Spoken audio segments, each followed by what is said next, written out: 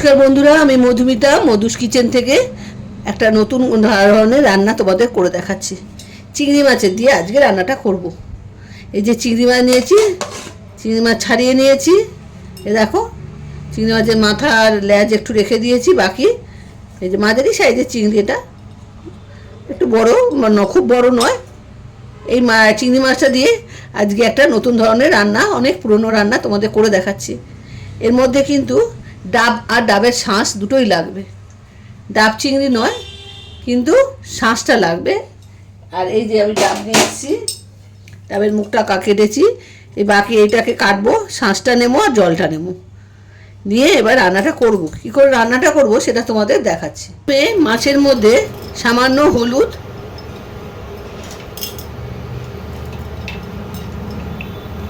আর সামান্য নুন দিয়ে ভালো করে মেখে নিতে হবে। এটা মেখে নিয়ে তারপরে তেল গরম করতে বসিয়ে দিয়েছি। তেলটা গরমও হয়ে গেছে। এবারে মাছগুলো একটু হালকা করে ভেজে নেব। বেশি কিন্তু ভাজা হবে না, তাহলে কিন্তু মাছটা শক্ত হয়ে যেতে পারে। সেজন্য অল্প করে মাছটাকে ভাজতে হবে।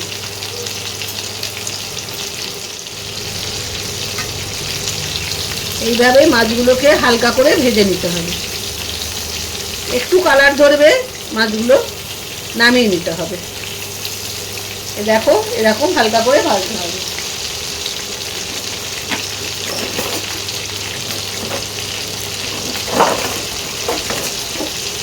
মাছগুলো এবারে আমি তুলে নিচ্ছি।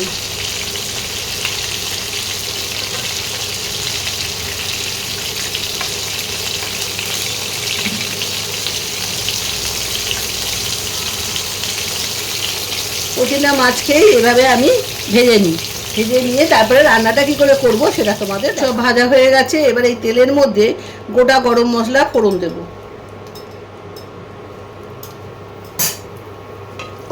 এই গোটা গরম মশলা একটু গন্ধ বেরোবে, তখন আমি পেঁয়াজ কুচি দেব। একটু গরম হতে দিতে হবে। গন্ধ বেরোচ্ছে সুন্দর। এবারে আমি পেঁয়াজ কুচিগুলো দিয়ে দিচ্ছি। মাছের আন্দাজ বুঝে কিন্তু পেঁয়াজটা দিতে হবে। আমি মাঝারি সাইজের দুখানা পেঁয়াজ দিয়েছি, খুব বড় নয়, মাঝারি সাইজের পেঁয়াজ দিয়েছি। এটাকে একটু ভাজতে হবে। পেঁয়াজটাকে একটু লাল করে ভাজতে হবে। লাল লাল করে ভাজা হয়ে এসছে। এবারে এই সময় আমি দিয়ে দেবো টমেটো কুচি। একটা বড় টমেটো কুচি করে দিয়ে দিলাম। এবার টমেটোটাকে একটু নরম করে হতে হবে, তারপরে অন্য মশলাগুলো দিতে হবে। সেই জন্যে সামান্য একটু নুন আমি দিয়ে দিলাম। নুন দিলাম যাতে এটা নরম হয়ে যায় তাড়াতাড়ি টমেটোটা, আর পেঁয়াজটাও লাল হয়ে যাবে। এটা একটু নরম হোক, তারপরে অন্য মশলাগুলো আমি দেবো। টমেটোটা নরম হয়ে এসছে। এই সময় আমি দিয়ে দেবো আদা রসুন পেস্ট। আদা রসুন পেস্টটা আমি দিয়ে দিলাম 1 চামচ।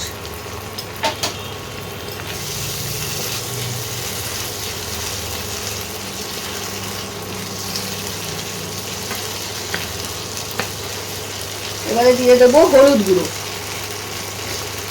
কাঁচা গন্ধটা যদি দেও হলুদের, এটাও চলে যাবে, কালারটাও খুব সুন্দর আসবে। যেহেতু তেলে ভাজা হবে, সেজন্য হলুদের কালারটাও খুব সুন্দর আসবে।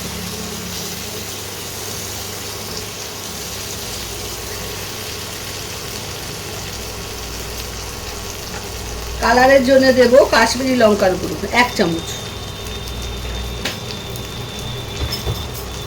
আর তোমরা যেরকম ঝাল খাবে সেই মতো তোমরা ঝাল লঙ্কার গুঁড়ো দেবে। আমি অল্প করে দিলাম, 1/2 চামচের মতো।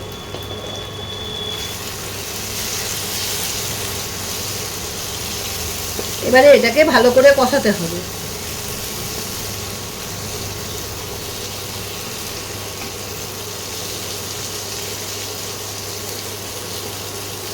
মশলাটা দিয়ে তেল ছাড়তে আরম্ভ করেছে। এই সময় আমি দিয়ে দেবো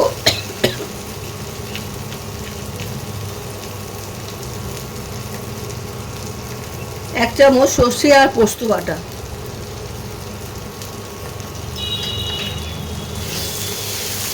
এবার এটা দিয়েও একটু কষতে হবে।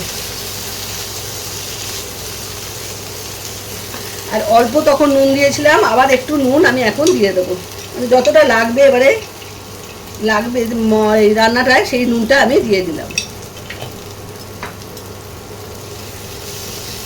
তখন অল্প করে দিয়েছিলাম তো, এখন আবার অল্প করে দিতে একদম ঠিক হয়ে যাবে।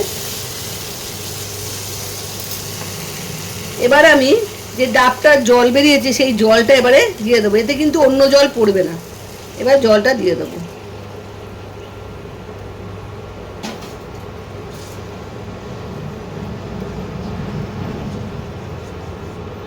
একটু ফুটলে শাঁসটা যে বেরিয়েছে ডাবের, সেই শাঁসটা আমি মিক্সিতে দিয়ে পেস্ট করে নিয়েছি।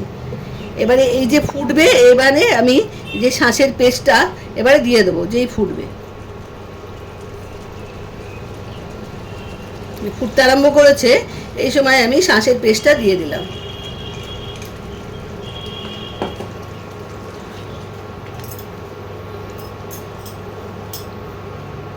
এবারে ভালো করে এটা ফুটবে, তখন আমি চিংড়ি মাছটা দেব। একটু ফুটুক।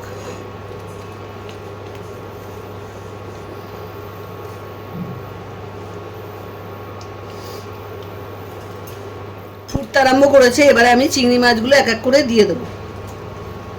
কিন্তু চিংড়ি মাছ তো বেশি সেদ্ধ করা যায় না, ওই জন্য ঝোলটাও মানে সেদ্ধ হয়ে যাবে, মাছটাও সেদ্ধ হয়ে যাবে ঝোলের মধ্যে, তাহলে খেতে খুব ভালো হবে। এটা তো বেশি ফোটানো যায় না। ব্যাস, চিংড়ি মাছটা আমি দিয়ে দিলাম। 1 মিনিটের মতো একটু ফুটবে, ফুটলেই এটা বন্ধ করে দিতে হবে। ভালো করে মশলার সঙ্গে একটু মিশিয়ে দিই, তাহলে খেতেও খুব সুন্দর হবে, মশলাটাও মাছের মধ্যে ঢুকে যাবে। একটু ফুটুক বন্ধুরা। 1 মিনিট হয়ে গেছে, এবারে আমি 1 চামচ ঘি দেব।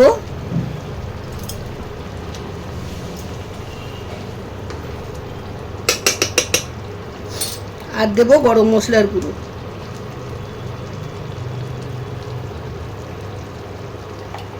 এবার এটাকে মিশিয়ে নিয়ে এটাকে বন্ধ করে দেবো। চিকেনের যে চিংড়ি মাছের এই প্রিপারেশনটা আমি এইভাবে বাড়িতে করি, তাই তোমাদের সঙ্গে শেয়ার করলাম যে শাঁস দিয়েও খুব সুন্দর চিংড়ি মাছের প্রিপারেশন তৈরি করা যায়। তোমাদের ওই জন্যে শেয়ার করলাম, তোমরাও রান্নাটা করে খেও, দারুণ খেতে হয়। কিন্তু ডাব চিংড়ির মতোই, ডাব চিংড়ি একরকম, এটা অন্যরকম। এটা দুর্দান্ত খেতে হয়। ডাব চিংড়ির থেকেও আমার মনে হয় বেশি ভালো হয় খেতে। ডাব চিংড়ির থেকেও আমার তো ভালো লাগে এটা। তোমরা খেয়ে দিয়ে বলতে পারবে কোনটা বেশি ভালো হয়।